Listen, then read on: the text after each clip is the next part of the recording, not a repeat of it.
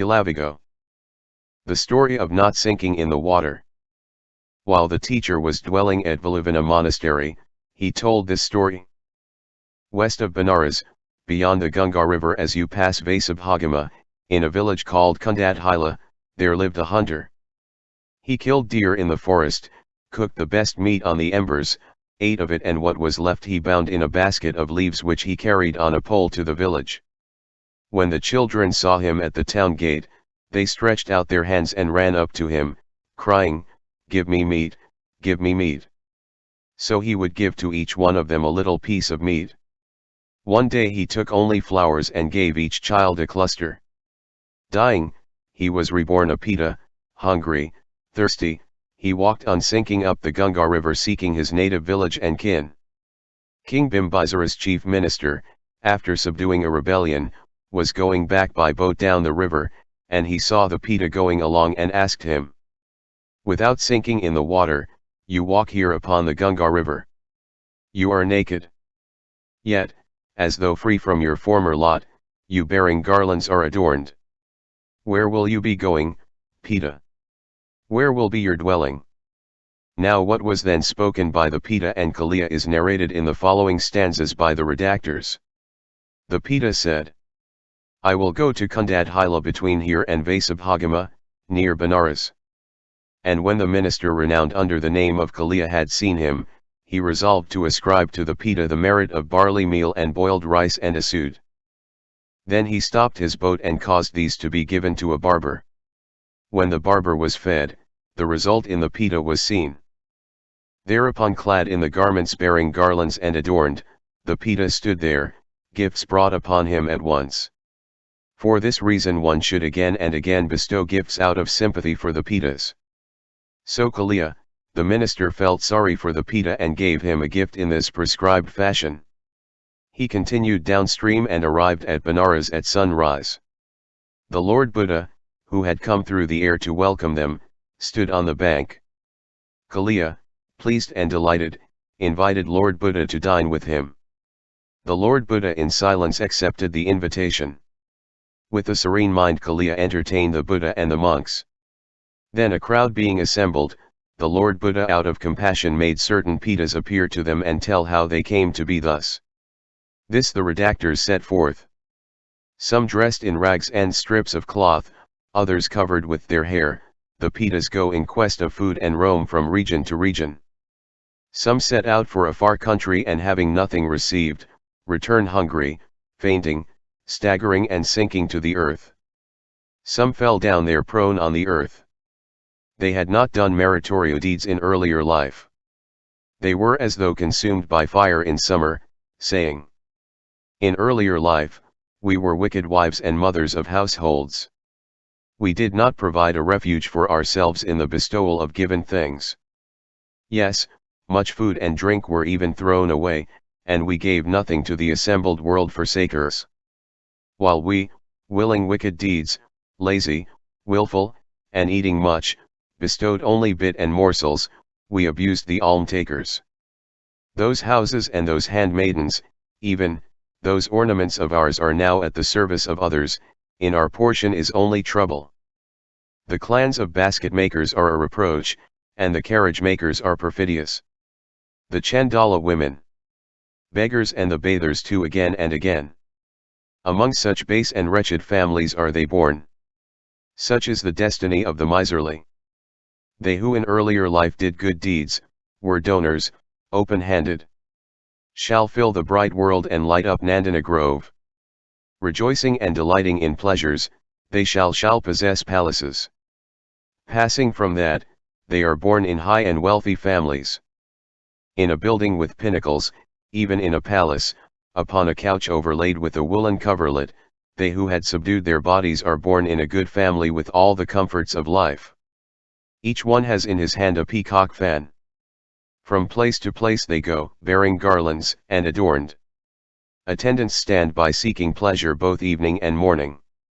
The sorrowless and charming Nandana Grove, this great forest of the thrice 10 belongs not to those who did not earn merit, but only to those who earned the merit.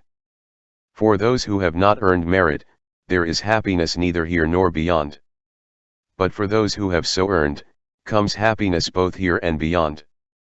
Much good must be accomplished by those desiring companionship. For they who have earned merit rejoice in heaven, blessed with wealth. The story of Sanuvazan. While the teacher was living in bamboo wood, he told this story.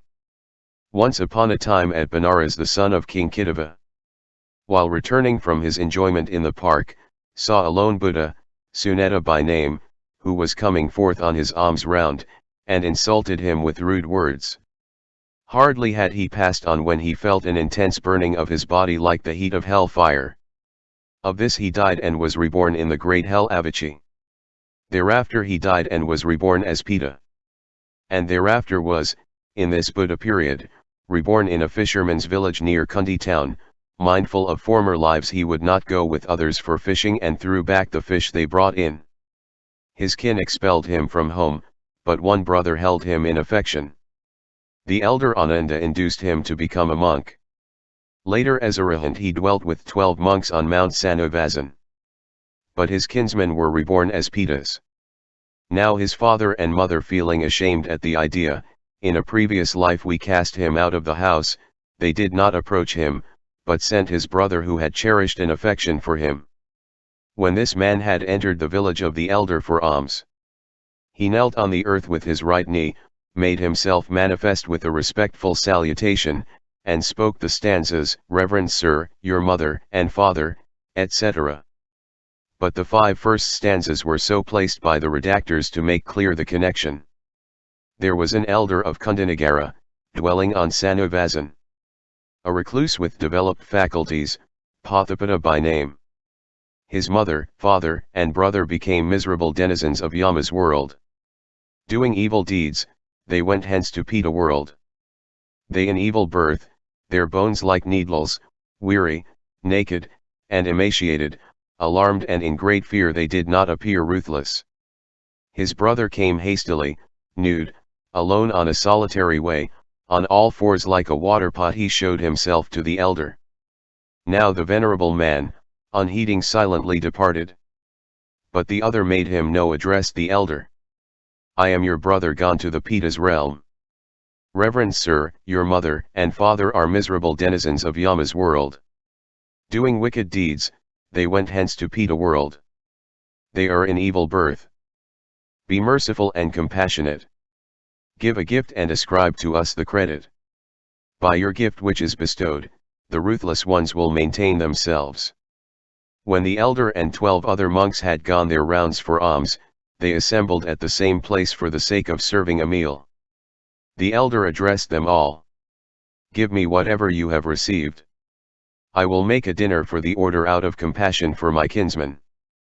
They committed it to his care. The elder invited the group. As the elder served the meal, he ascribed the virtue of the gift to his mother, father, and brother, saying, "Let this be for my kinsmen. Let my relatives be blessed."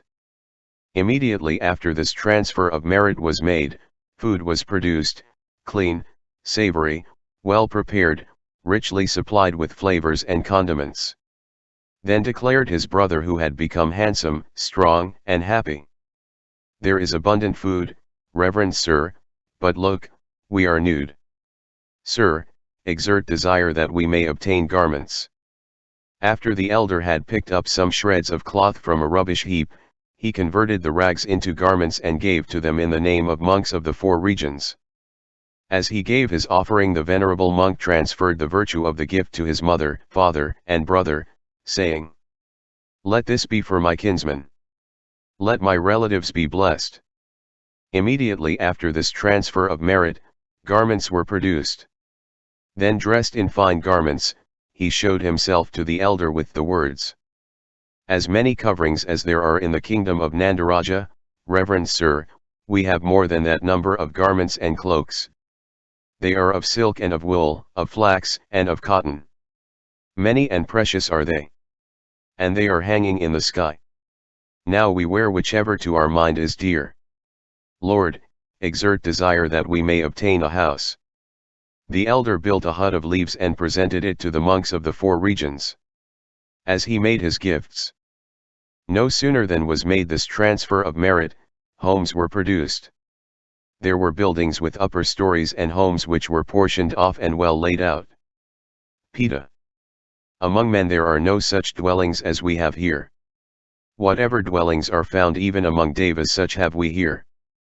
Blazing brightly, on all sides the four regions are shining. Lord, exert desire that we may obtain a drink of water. Then the sage filled a water pot and gave it to the monks of the four regions, as he made his gift. Immediately after this transfer of merit was made, drinking water was produced. There were 4 deep well laid out lotus ponds. They had clear waters well banked, cold and little scented. They were covered with the red and the blue lotus and full of the filaments of the water lily.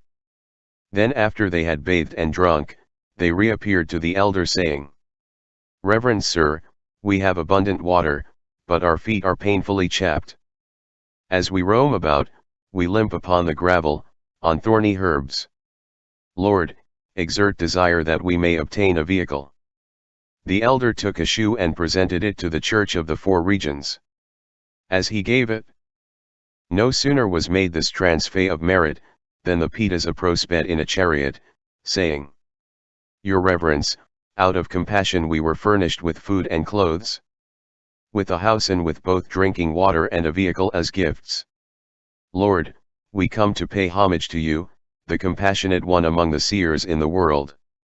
The elder told this incident to the Lord Buddha, who in teaching made this story his theme. The story of Radhakara. While the teacher was dwelling at Savatya, he told this story concerning a certain Peta. Long ago in the time of the blessed Kassapa, a certain woman, abounding in the practice of righteous deeds, and giving a beautiful dwelling over into the possession of the company of monks, died, and on account of another act which was wicked, was reborn as a mansion petty on Himavant, the king of mountains, near Lake Radhakara.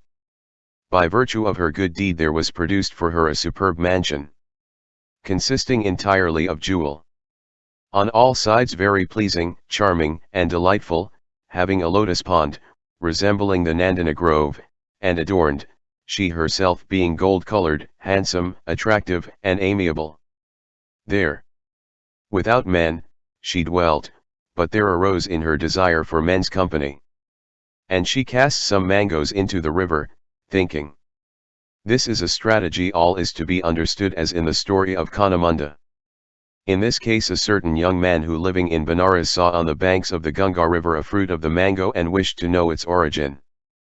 So going in due course he came in the pursuit of his object to her dwelling place. She welcomed him to his abode, and when he had seen the magnificence of it, he asked her questions. "You have ascended into a brilliant and shining mansion that has pillars of cat's-eye gems and is variegated in manifold ways. There you remain, very powerful Devi, like the full moon in its course. Like unto gold is your complexion. You have a splendid appearance and are a wondrous sight. Seated on matchless couch, yon are alone, not for you is their husband. You have on all sides also these lotus ponds with their abundant flowers and many white blossoms, at bottom and on bank covered with golden sands, where is found no mud nor marsh. Beautiful swans also, a delight to my heart, move ever around on the water. When flocking they utter pleasing sounds. They have full voices like the sound of drums. Refulgent and splendid in comeliness, reclining in a boat, brightly in your curved eyelashes, in your laughter, your agreeable speech, and elegance of every limb you shine. This mansion, free from dust, having pleasure gardens, and embodying increase of happiness and joy, is standing upon level ground. O Lady of unexcelled excellence, with you I would enjoy myself here in gladness." She in reply spoke this stanza: "Perform a deed which will bear fruit here, and let your mind be centered on this place. By achieving works whose results are to be felt here, in that way you shall obtain me who love pleasure." When the young roan had heard the words of the petty, he returned to the world of men. There he reflected, and as a result of that, performed meritorious works. In due time he died and was reborn there. In narrating his companionship with the petty, the redactors wrote the final stanza, saying, "So be it." He did acts the result of which was to be felt over there. After he had done the acts which were to bear fruit in that place, the youth was reborn into companionship with her. The story of the chaff. While the teacher was dwelling at Savatya, he told this story concerning 4 petas. In a certain village not very far from Savatya, a fraudulent merchant made his living with false measures and other dishonest methods, adulterating rice. His son and son's wife and his own wife were also evil, as the verses tell. Reborn as petas in the Vindhya forest, their sufferings are here told. Now the venerable elder monk Mahamajjalana, on a journey through the mountain, one day reached that place, saw them and asked what deed had been committed by them.